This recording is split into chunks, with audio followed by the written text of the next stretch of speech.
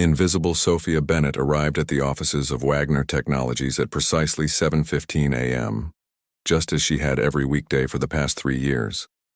The security guard nodded without really looking at her as she passed through the lobby of the gleaming downtown skyscraper.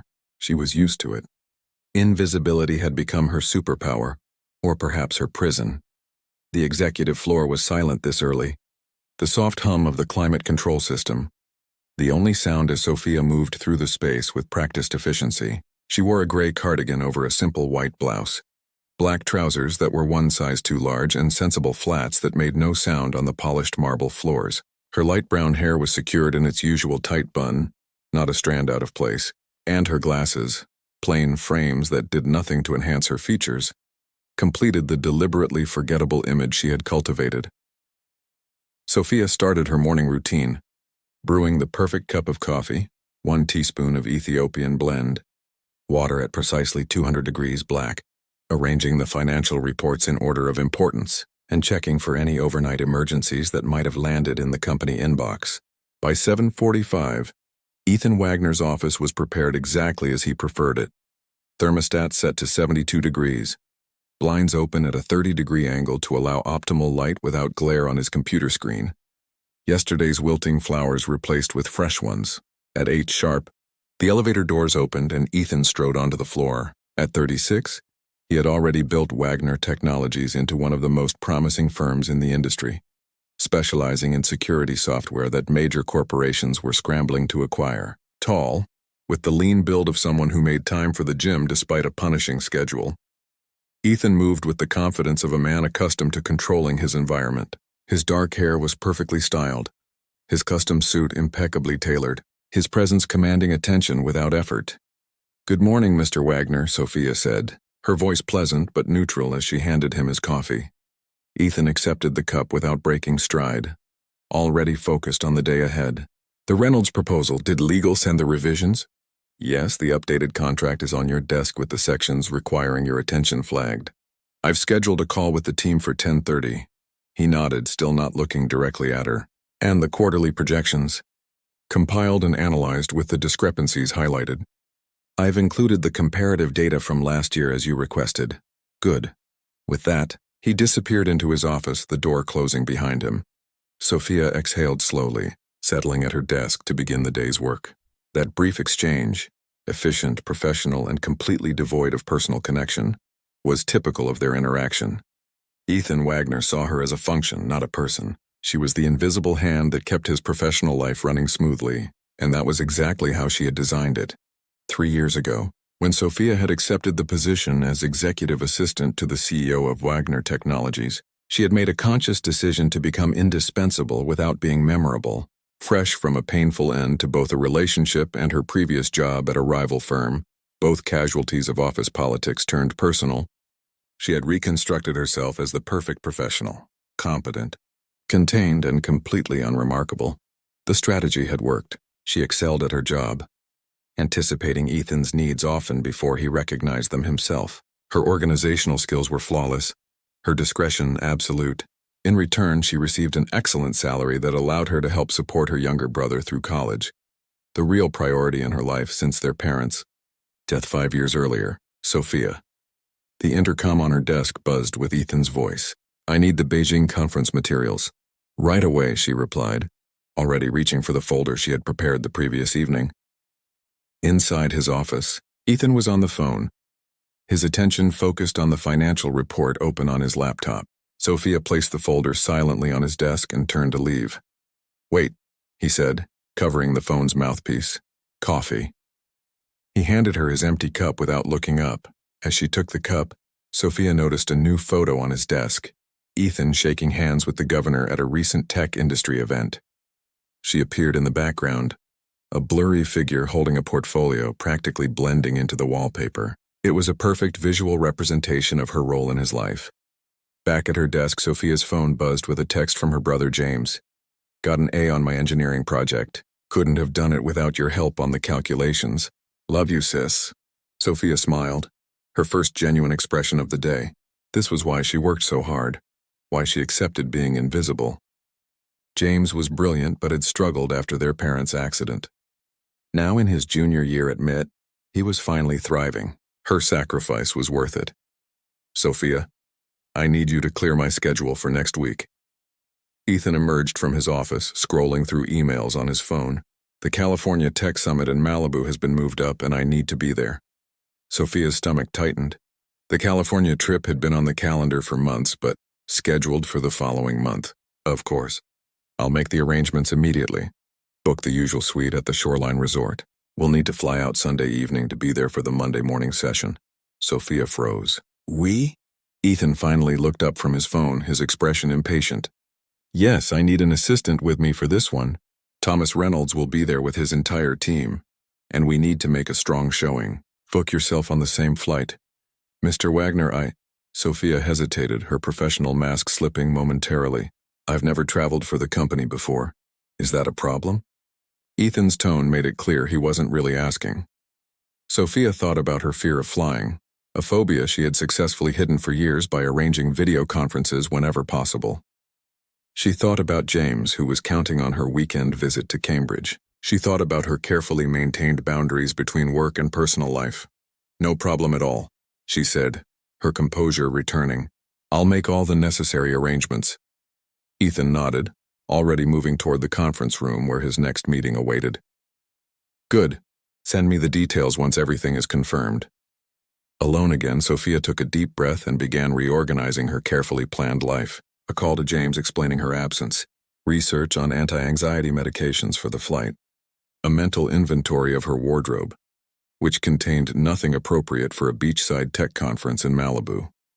By the end of the day, Sophia had rearranged Ethan's schedule, booked their flights and accommodations, prepared briefing materials for the summit sessions, and coordinated with other attending executives.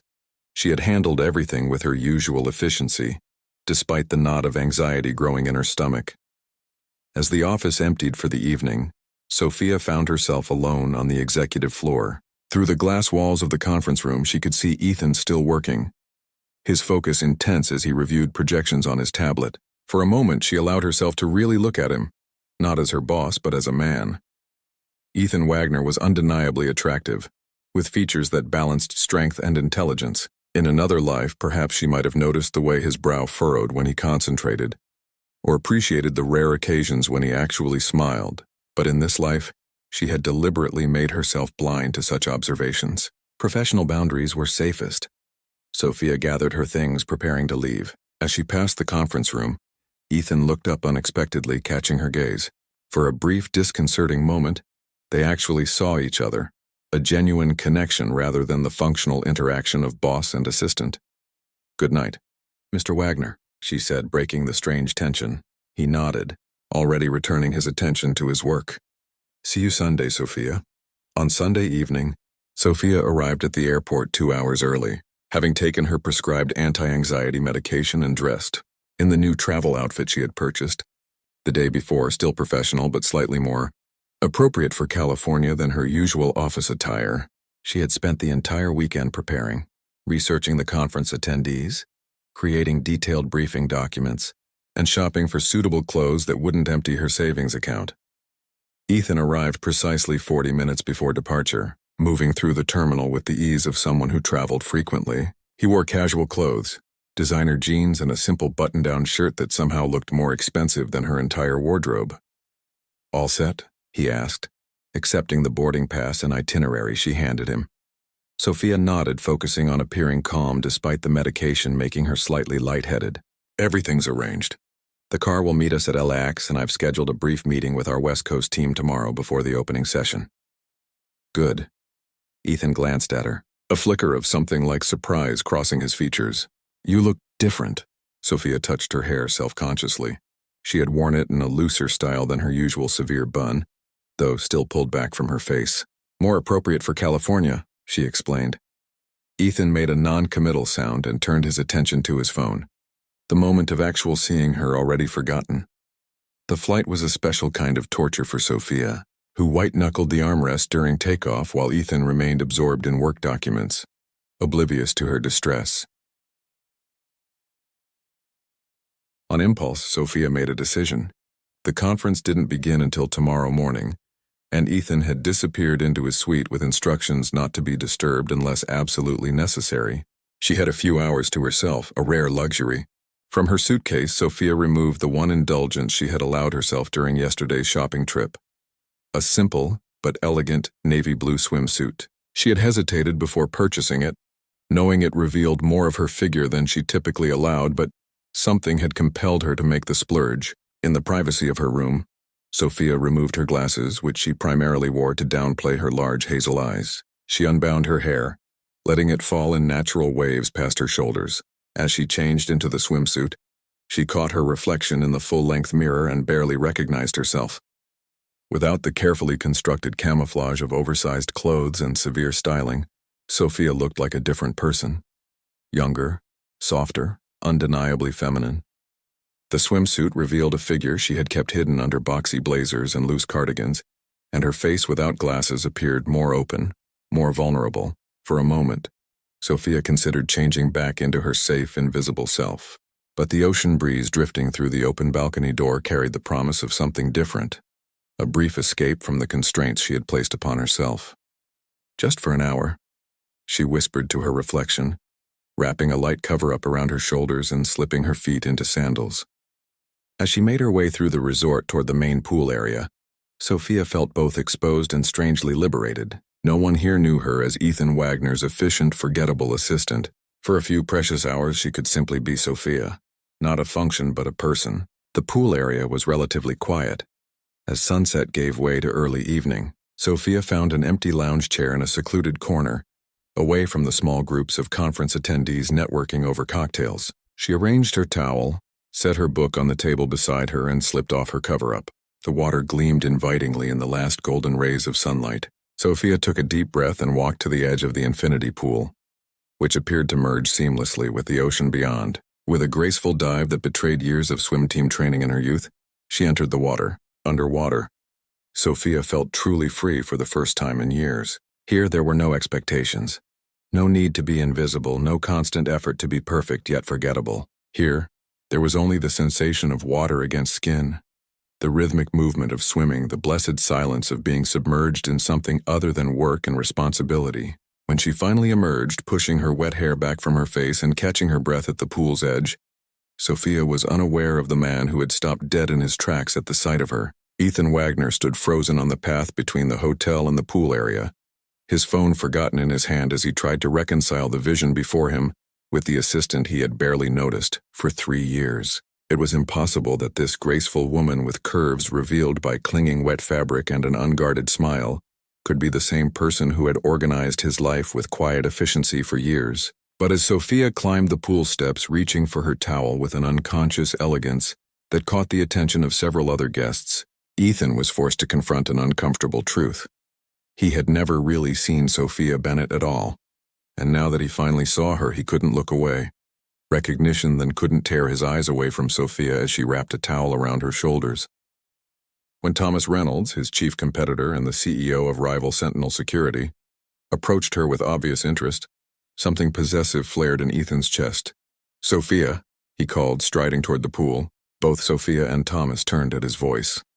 Sophia's expression transformed instantly from relaxed to professional, despite her wet hair and swimsuit. "Mr. Wagner, did you need something?" "The investor dinner has been moved up," Ethan improvised, barely acknowledging Thomas. "I need you to join me." Thomas extended his hand. "Thomas Reynolds, Sentinel Security.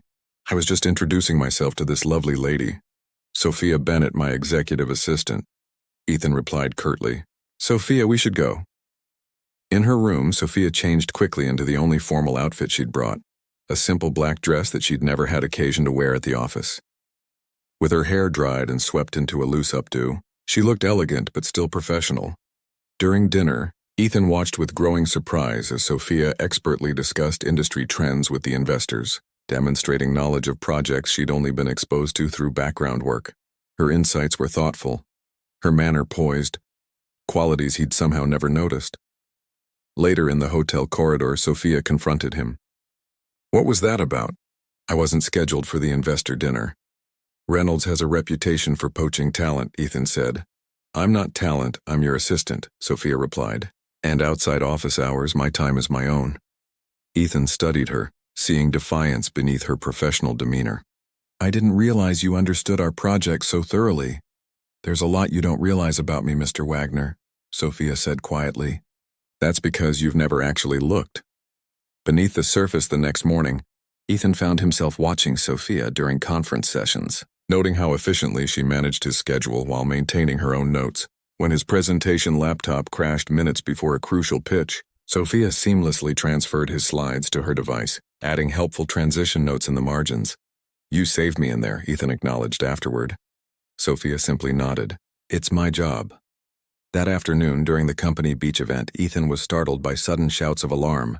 A child had ventured too far into rough surf. Before anyone else reacted, Sophia was running toward the water, diving through waves with powerful strokes. She reached the struggling child and brought him safely to shore, where grateful parents embraced him. You never mentioned you were a swimmer, Ethan said as she rejoined the group. Dripping and breathless, you never asked, she replied simply. That evening, Ethan invited Sophia for a walk along the beach. As sunset painted the sky, their conversation shifted from work to personal histories. I was team captain, Sophia admitted when he asked about her swimming. Had scholarship offers, actually. But after my parents died in my freshman year, I needed to work full-time to support my brother. Ethan shared his own story. Wealthy parents who measured love in achievements. Boarding schools that taught him success mattered more than connections. So we both built walls, Sophia observed. Mine to become invisible, yours to become untouchable. Ethan looked at her, really looked, and wondered how he'd missed seeing the remarkable woman behind the efficient assistant for 3 long years. Stormy waters. Their newfound connection was interrupted the following day when Charlotte Wade, Ethan's ex-girlfriend and the marketing director for a potential investor, arrived at the conference. Seeing Ethan's attention shift immediately to the stunning blonde, Sophia retreated to her familiar invisible role. Ethan, darling. Charlotte greeted him with a kiss too close to his lips. Why didn't you tell me you were attending? During lunch, Sophia overheard Charlotte and Ethan at a nearby table. Your assistant seems rather ordinary, Charlotte remarked. Someone in your position should have staff that reflects your status. Sophia is exceptionally competent, Ethan replied, but his tone lacked conviction. Hurt, Sophia accepted Thomas Reynolds' dinner invitation that evening, ignoring the warning signs when he began probing for information about Wagner Technologies' newest security protocol. I'm particularly interested in the quantum encryption architecture, Thomas said casually.